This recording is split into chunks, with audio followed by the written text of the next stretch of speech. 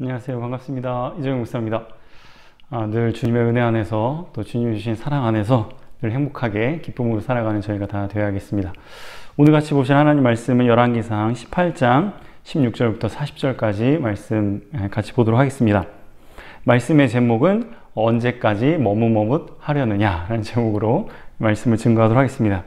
제가 하나님 말씀은 열왕기상 18장 11절부터 24절까지 제가 읽어드리겠습니다. 21절부터입니다. 엘리야가 모든 백성에게 가까이 나아가 이르되 너희가 어느 때까지 둘 사이에서 머뭇머뭇하려느냐. 여호와가 만일 하나님이면 그를 따르고 바알이 만일 하나님이면 그를 따를지니라 하니 백성이 말 한마디도 대답하지 아니하는지라.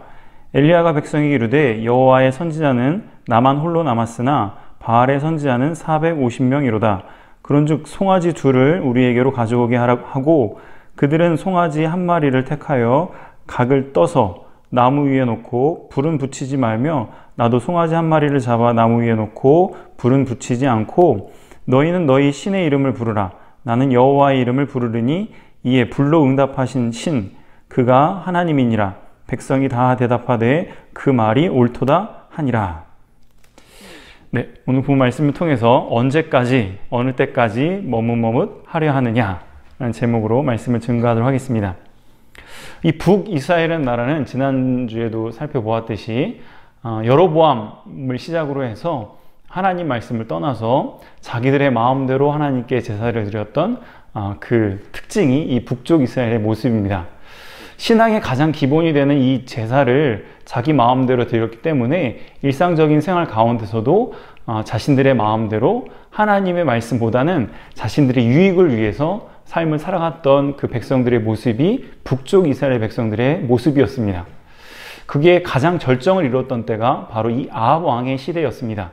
이 아합 왕의 시대는 성경에 보면은 열왕기상에 보면 상당히 많은 분량이 이 아합 왕 시대를 우리에게 말씀으로 교훈하고 있는데 왜 그럴까 생각을 해보면 이 아합 왕의 이 시대의 모습이 바로 포로기에 있었던 이스라엘 백성들의 모습과 또 이 시대에 우리의 모습을 보여주고 또 그 모습 속에서 우리가 어떻게 살아야 하는지에 대해서 하나님께서 아주 귀한 진리를 우리에게 깨닫게 하시기 때문에 이 아합의 시대의 모습을 우리에게 잘 보여주고 있고 그 시대에 엘리야와 엘리사의 그런 신앙의 모습을 통해서 우리들로 하여금 하나님의 뜻을 알려주고 계십니다. 이 아합이라는 왕은 누구랑 결혼했냐면 옆에 이방 나라에 살았던 시돈이라는 나라의 왕의 딸과 결혼을 합니다. 근데 그 시돈이라는 나라의 왕의 이름이 엣바알이에요. 그러니까 바알의 제사장이라는 뜻이죠. 그러니까 바알을 섬기던 그 나라의 공주를 아내로 맞이하여서 어떻게 보면 전략적으로 그렇게 이방 나라의 공주를 데리고 와서 결혼을 했는데 그 이세벨이라는 그 공주가 바로 바알의 제사장의 딸이에요. 그러니까 바알을 섬기던 그런 사람입니다. 그래서 이 이세벨이 왕비가 된 이후로 북쪽 이스라엘 사람들이 이 바알을 섬기기 시작했고 왕궁에서부터 또 바알을 섬기는 제사장을 많이 두고 하나님을 섬기는 하나님의 제사장들을 다 죽이거나 가두고 핍박을 하는 그런 시대였습니다. 이러한 모습은 포로 생활하던 이스라엘 백성들이나 또 이 시대에 우리에게도 참으로 교훈하는 바가 큽니다. 하나님을 섬기고 믿음을 지키는 사람들이 많은 핍박을 받고 오히려 우상을 섬기고 하나님을 떠난 사람들이 세상에서 권력을 가지고 떵떵거리면서 사는 그런 모습 속에서 하나님을 믿고 하나님을 섬기는 사람들은 많은 핍박을 받고 오히려 하나님 말씀을 떠나 우상을 섬기는 사람들은 세상에서 권력을 가지고 떵떵거리면서 그렇게 기득권을 가지고 살아가는 그 모습 속에서 우리들도 혹시나 이 이스라엘 백성들의 모습처럼 둘 사이에서 머뭇머뭇하고 있지는 않은지 우리 자신을 한번 말씀을 통해서 돌아봐야 하겠습니다. 첫 번째로 왜 이스라엘 백성들은 둘 사이에서 머뭇머뭇하고 있었는가? 그 첫 번째 이유는 아까도 말씀드렸듯이 하나님을 믿고 하나님을 섬기는 사람들은 핍박과 고난과 여러 가지 어려움을 당하는 반면에 우상을 섬기고 하나님을 멀리 떠난 사람들이 오히려 더 형통하면서 잘 사는 그 모습 속에서 이스라엘 백성들이 그 마음이 크게 흔들리게 되었습니다. 이세벨이라는 이 여자가 왕비가 된 이후로 전국적으로 바알을 섬기는 제사장들을 두고 전국적으로 많은 이런 바알의 신전을 만들고 우상을 만들어서 백성들로 하여금 바알을 섬기게 만들었습니다. 하나님을 믿고 하나님을 섬기는 제사장들은 다 죽이거나 감옥에 가두거나 많은 핍박을 통해서 더 이상 하나님을 전하지 못하게 했습니다. 18장 앞부분에 보면 오바댜라는 그 사람이 신하가 하나님을 섬기는 하나님의 선지자들을 이렇게 굴 속에 숨겨 주었는데 100명이었는데 50명씩 굴에서 이렇게 몰래 숨겨주고 먹을 것과 마실 것을 이렇게 공급해 주었다라는 그런 내용이 나옵니다. 이것을 보면 아합 그 시대에 얼마나 하나님을 섬기는 사람들을 심각하게 핍박하였는지 우리가 잘 알 수 있습니다. 반면에 엘리야가 바알과 아세라를 섬기는 제사장들을 불러 모았는데 그 인원이 바알의 선지자가 450명이고 아세라 선지자가 400명이었다라고 했습니다. 합치면 850명이나 모이게 된 것이죠. 이것을 보면 전국적으로 얼마나 이 바알과 아세라를 섬기는 그 일을 얼마나 크게 활성화시켰는지를 우리가 잘 알 수 있습니다. 그런 분위기 속에서 이스라엘 백성들의 그 믿음이 크게 흔들리게 된 것이죠. 하나님이 살아계시다면 어떻게 이런 일을 그냥 내버려 두시는가? 하나님을 섬기는 자들은 죽임을 당하고 하나님을 증거하는 선지자들이 핍박을 당하고 또 하나님을 섬겼던 그 장소들이 다 없어지게 되고 점점 바알과 아세라를 섬기는 사람들은 나라에서 큰 기득권과 힘과 권력을 가지고 부와 명예를 가지고 떵떵거리면서 살고 있으니 하나님의 살아계심을 의심하는 사람들이 많이 생겨나게 된 것입니다. 또 두 번째로 왜 이스라엘 백성들이 머뭇머뭇하고 있었는가? 그들의 시선이 하늘에 있지 않고 그들의 시선이 이 세상에 있었기 때문입니다. 이스라엘 백성들은 하나님께서 하늘로부터 주시는 그런 은혜와 사랑과 그 평안을 누리면서 만족하는 삶을 추구하기보다는 이 세상이 주는 부유함이나 안락함이나 즐거움이나 쾌락으로 만족을 얻으려고 하는 그런 삶을 살았기 때문에 그들은 하나님을 섬기는 것보다 우상을 섬기는 것에 더 매력을 느꼈던 것이죠.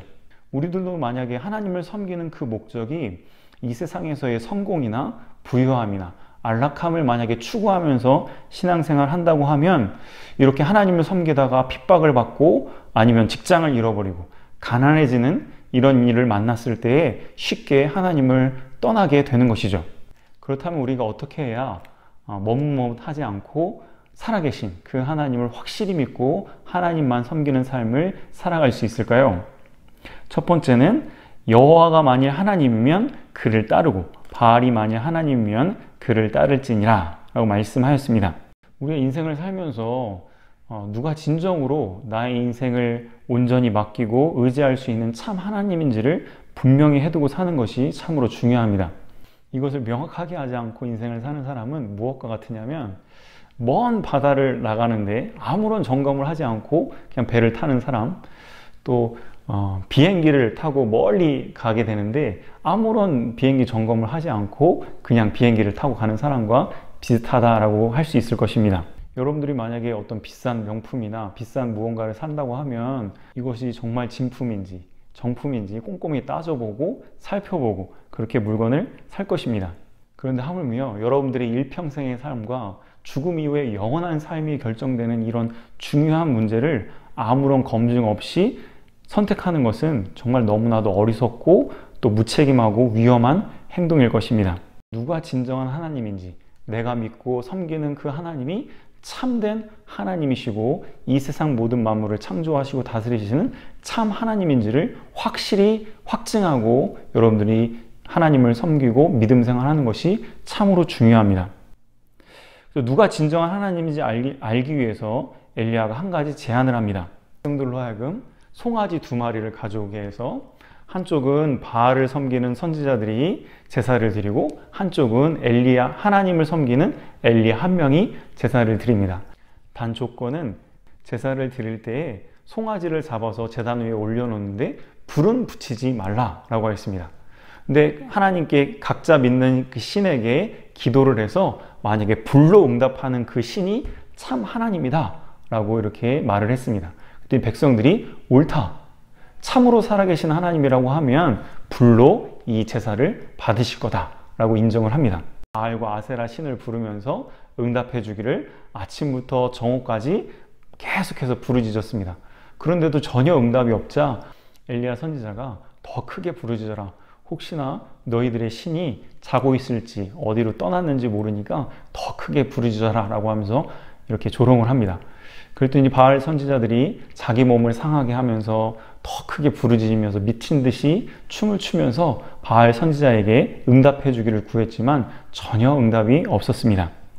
이것을 통해서 우리가 확실히 알 수 있는 것은 우상은 아무것도 아니구나 라는 것을 알 수 있습니다. 시편 기자도 이걸 잘 말씀하고 있는데요. 시편 111편 4절부터 7절에 보면 그들의 우상들은 은과 금이요 사람이 손으로 만든 것이라.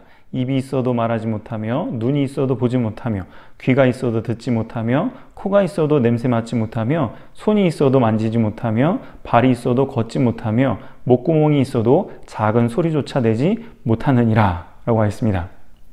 사람들이 만들어낸 그 우상이나 미신은 우리에게 아무런 영향을 주지 못합니다. 오직 살아계신 하나님께서 모든 것을 다 주관하시고 다스리시고 통치하신다는 것을 우리가 꼭 기억해야겠습니다. 영적 존재인 이 마귀가 여러 가지 일들을 또 여러 가지 영향을 우리 인간 세계에 미치긴 하지만 그 모든 것도 하나님의 주권 범위 안에 있는 것이고 하나님의 허락이 없이는 아무것도 할 수가 없는 것을 우리가 꼭 기억해야겠습니다. 그런 다음에 엘리야가 백성들을 가까이 오라 하니까 백성들이 그제서야 엘리야에게 집중을 해서 모든 백성들이 엘리야에게 가까이 나옵니다. 그동안 자신들이 따랐던 바알 선지자가 아무것도 아니구나, 다 헛된 것이구나 그것을 깨닫고 이제는 하나님께 가까이 나오게 되는 것입니다. 백성들을 가까이 오게 한 다음에 엘리야가 12돌을 가져다가 제단을 쌓고 그 위에 송아지를 올려놓고 그 제단과 제물 위에 이제 물을 붓기 시작합니다. 그래서 웅덩이를 파서 그 물이 가득 고일 수 있도록 또 이것을 3번이나 반복해서 도저히 사람의 힘으로는 불을 붙일 수 없는 상태를 만들어 놓게 되는 것이죠. 이것은 인간의 힘으로는 도저히 이 문제를 해결할 수 없는 그런 환경을 만든 것입니다.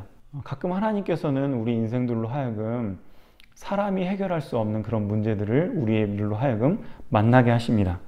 그 이유는 그런 환경들을 통해서 더 이상 사람이나 세상을 의지하지 않고 오직 하나님만을 바라보고 하나님만을 의지하게 하기 위해서 그렇게 하시는 거죠. 여러분들도 만약에 인생 가운데서 이런 문제를 맞닥뜨리게 된다면 그때는 하나님께서 지금 나를 부르시고 계시는구나 라는 것을 발견하는 저와 여러분들이 다 되어야겠습니다. 그런 때에 하나님께 나 자신을 다 내려놓고 오직 하나님만을 바라보고 간절하게 하나님께 도움을 구하고 하나님의 살아계심과 그 능력의 위대하심을 바라보면서 정말 하나님께 진심으로 기도하면 하나님께서 우리를 만나주시고 그 문제를 해결해 주셔서 우리들로 하여금 참 하나님을 진심으로 믿고 섬길 수 있도록 인도해 주시는 분이 우리 하나님이십니다. 그런 환경 속에서 도저히 사람의 힘으로는 불을 붙일 수 없는 그런 환경 가운데서 엘리야가 하나님께 간절하게 기도합니다. 하나님, 이 제단을 불로 응답하셔서 이 모인 백성들로 하여금 하나님이 어떤 분이신지 하나님의 능력이 얼마나 큰 능력이 있으신지를 알게 해달라고 간절하게 기도합니다. 36절에 보면 저녁 소재에 드릴 때에 이르러 선지자 엘리야가 나아가서 말하되 아브라함과 이삭과 이스라엘의 하나님 여호와여 주께서 이스라엘 중에서 하나님이신 것과 내가 주의 종인 것과 내가 주의 말씀대로 이 모든 일을 행하는 것을 오늘 알게 하옵소서. 여호와여 내게 응답하소서. 내게 응답하소서. 이 백성에게 주 여호와는 하나님이신 것과 주는 그들의 마음을 돌이키심을 알게 하옵소서 하며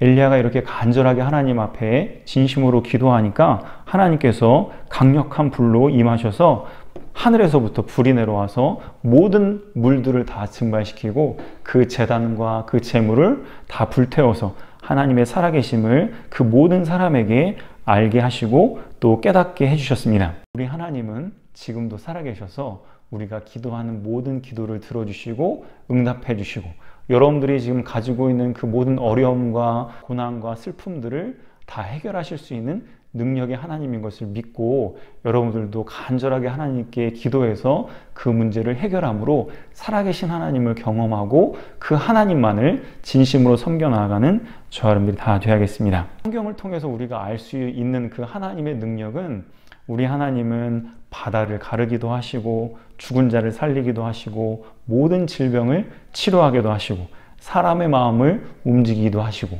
죽은 자를 다시 살리기도 하시는 우리 하나님인 것을 우리가 바라보게 됩니다. 그러므로 우리는 이런 하나님을 우리의 삶 가운데서 발견해서 더 이상 머뭇머뭇하지 말고 살아계신 하나님만을 의지하고 섬기는 참된 성도가 다 되어야겠습니다.